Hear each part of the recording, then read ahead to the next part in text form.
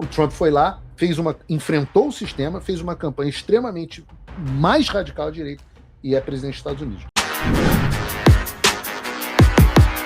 Olavo Edu Carvalho, melhor canal de corte do YouTube. Onde o Donald Trump faz uma campanha muito mais à direita do que a campanha que ele fez em 2020 e até do que a própria campanha de 2016.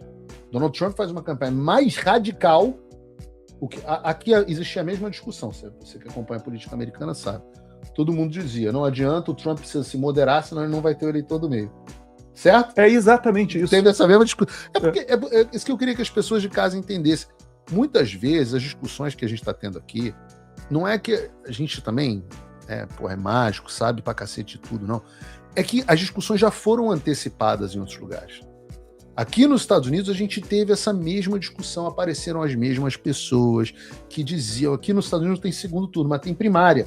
Ah, vamos escolher um outro candidato da primária. Aí o sistema veio lá com a como era o nome dela? Foi até embaixadora na ONU. Que tem aquele olho. Oh, meu Deus. Daqui a pouco vou lembrar o nome dela. Conhecidíssimo. O sistema veio com ela, não emplacou. O próprio DeSantis foi esmagado. Mesmo um candidato à direita foi esmagado por um trumpismo chamado de ultra-radical. Aí a imprensa, meu Deus, tentaram botar o cara na prisão, tentaram fazer a mesma coisa que fizeram com o Bolsonaro. Exato. Só que ele adotou uma postura muito diferente do Bolsonaro, uma postura bem mais combativa, bem mais... E o sistema que, pelo menos institucionalmente, ainda deu respaldo. Mais ou menos. O que segurou ele de ser preso, o que segurou o Trump de ser preso não foi o sistema. O sistema ia jogá-lo na prisão. Não foi a bondade da polícia da promotoria da Geórgia, ou a isenção do juiz, ou de Nova York. O que isentou foi, se esse cara for para a prisão, ele é tão popular que a gente vai ter um problema de convulsão social no país. E ele seria eleito, porque aqui tem um problema, que ele poderia ser preso e eleito. Que não tinham que... Eles falavam, aí quando eles começaram a ver que a foto do Trump deu popularidade ao Trump, que a foto dele na prisão encarando as autoridades deu força para ele na prisão. Quando eles perceberam que a perseguição política dava força a ele e o Trump não retrocedeu nem um milímetro, ao contrário do que aconteceu com o presidente Bolsonaro, que resolveu chamar o Alexandre para ser vice, que resolveu brincar, que resolveu toda essa turma em volta que falava, não, vamos apaziguar, se for bonzinho com o Alexandre, ele não vai pegar a 12 para estragar o velório, vamos devagar. O Trump foi lá, enfrentou o sistema, fez uma campanha extremamente mais radical à direita e é presidente dos Estados Unidos. Então, o que eu estou tentando dizer não é que a gente sabe mais que todo mundo porque a gente é foda. Não é isso. Até podemos ser. Mas o fato é que nós estamos prestando atenção no dever do coleguinha.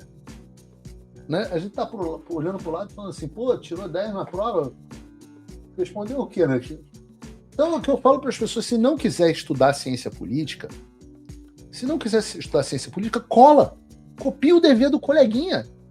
O coleguinha tirou 10. Vai lá, por que o coleguinha respondeu essa questão? A prova é igual. É a mesma prova. As questões podem mudar um pouquinho a ordem, etc. Mas é a mesma prova. E o pior, Paulo, e aí entrando um pouquinho na minha praia, a gente não vai avançar nisso hoje, mas eu só queria deixar isso pontuado. Até porque a gente tem quase 2 horas de programa. Mas eu queria deixar isso pontuado, é que existe uma disputa geopolítica no mundo e que o nosso entorno todo já percebeu como uma janela de oportunidade. É isso que eu fico pensando, se nós no Brasil não vamos perceber o que a América do Sul percebeu, a América do Central também. Porque a gente fala muito de El Salvador, né? Todo mundo fala do Bukele, mas só que as pessoas não perceberam que Honduras foi para a direita, Costa Rica foi para a direita, Panamá foi para a direita, América Central toda só ficou a Nicarágua sozinha hoje. Ninguém está percebendo que o Caribe todo foi para a direita, só ficou Cuba sozinho. República Dominicana foi para a direita. Então, está acontecendo um posicionamento em relação à China. E o Brasil, né? Ficou, por enquanto, o Brasil. Não, o Brasil tem a eleição agora, por isso que eu estou falando. Todo mundo percebeu o seguinte, espera aí, a China estava botando grana. A Venezuela tinha a presença do Irã, a Bolívia tinha a presença do Irã.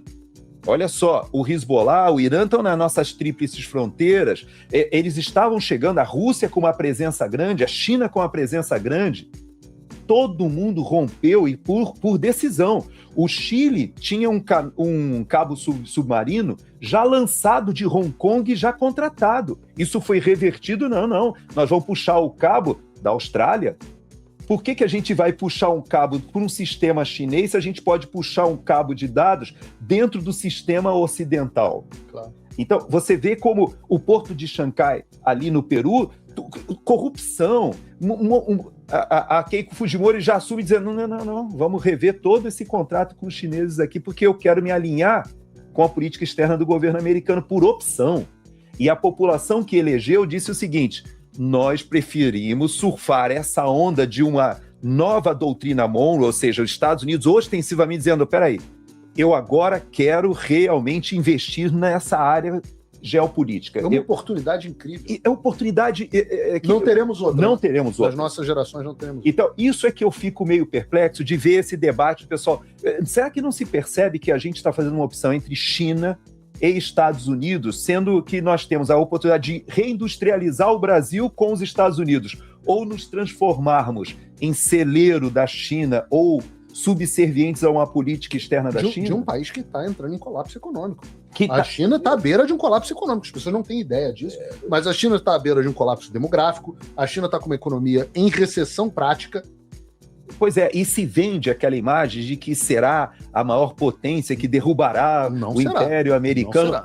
Poderia até vir a ser se não tivesse o governo Trump.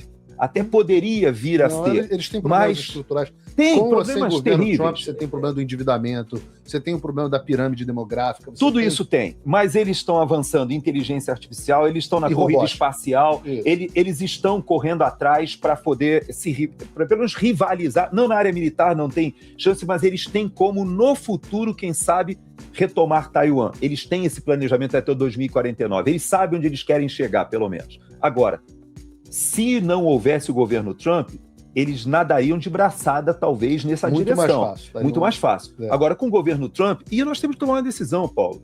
Então, essa irresponsabilidade ou voto inconsequente é que eu digo que o Flávio ele deve atropelar nessa fase. A minha avaliação é que é uma fase que ele tem que atropelar.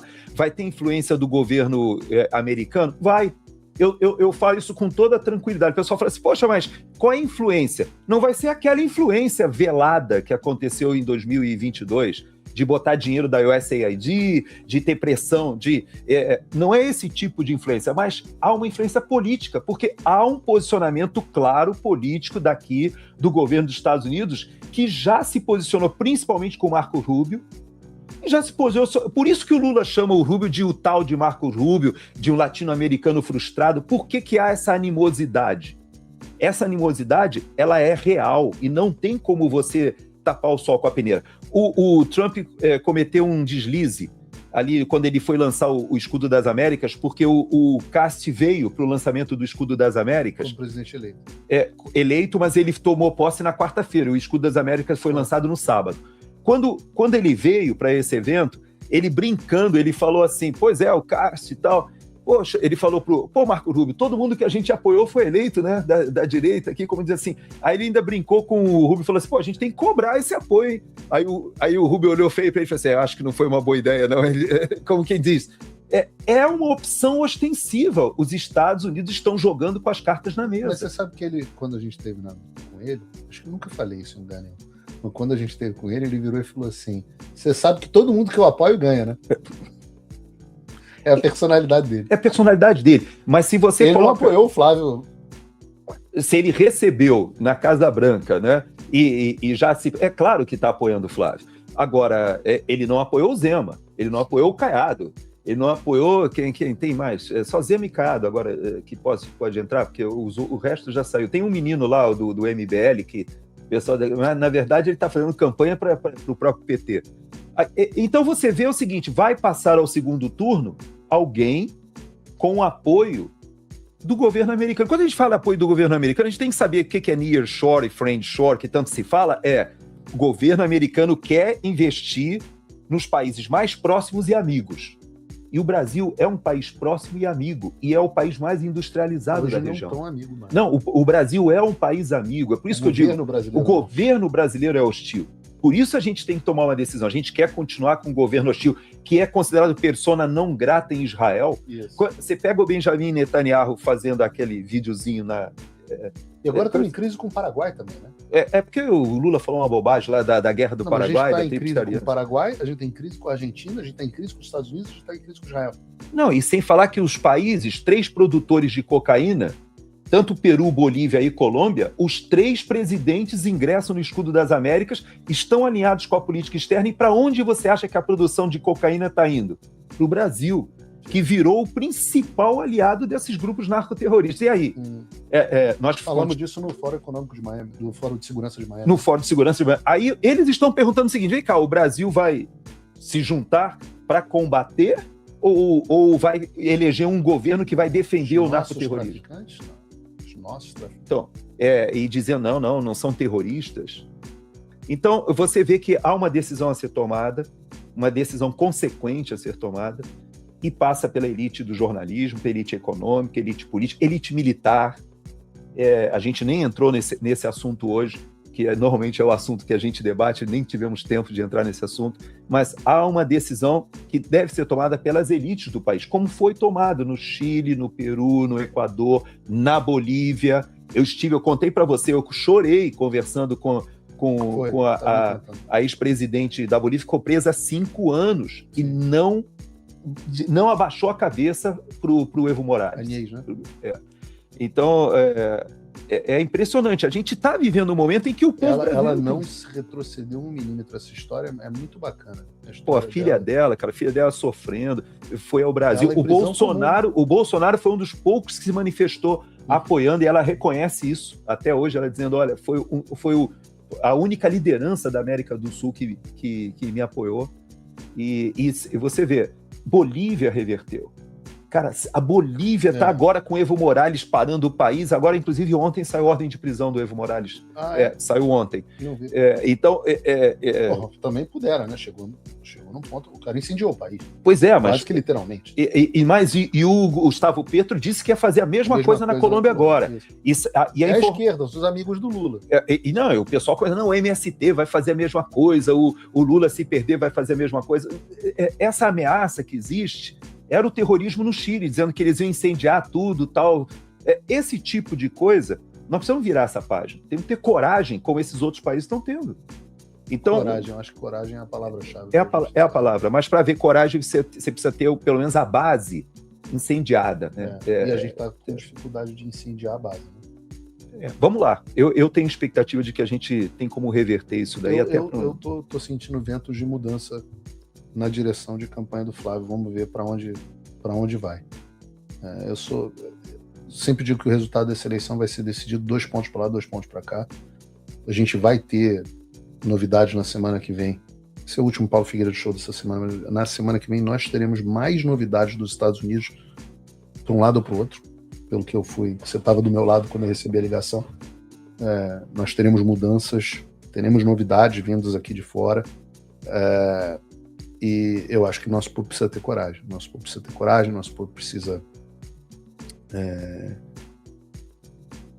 Nossa campanha, quando eu falo que nossa, eu não faço parte da campanha do Flávio, mas eu digo nossa, da direita, né? Aquele polo que nos representa precisa abraçar as nossas bandeiras, como abraçaram as outras estratégias vitoriosas. A gente precisa copiar o dever dos coleguinhas, fazer do nosso jeito, mas fortaleza, direção certa, convicção, que é a marca, foi o que trouxe o bolsonarismo ao poder e é o que levará de novo, se Deus quiser, o bolsonarismo ao poder novamente. O Trump voltou. Isso já deve ter tirado um peso das suas costas. Mas e o Brasil? O nosso país continua atolado e achar que só a vitória do Trump vai resolver tudo é ilusão. Nada vai mudar sozinho. E pode ter certeza de uma coisa: ficar xingando muito nas redes sociais não vai fazer diferença nenhuma. Você vai continuar esperando alguém fazer alguma coisa por você? Um político? Um salvador da pátria? Esquece. Se ninguém tomar uma atitude, nada acontece. Eu estou fazendo a minha parte. Eu parei a minha vida por isso. Mas, se você quer saber como pode ajudar sem precisar largar tudo, a resposta é simples: apoiando quem está na linha de frente. Sem esse apoio, sem essa linha de suprimento, esse trabalho morre. Sem estrutura, ninguém avança. Então acessa www.paulofigueiredoshow.com/apoie e com $5 por mês você pode fazer parte disso. Se puder mais, eu recomendo, seja um patrono Gold e participe ativamente no grupo que me ajuda a pautar esse debate. O que vai definir o futuro é quem faz e não quem reclama. A escolha é sua.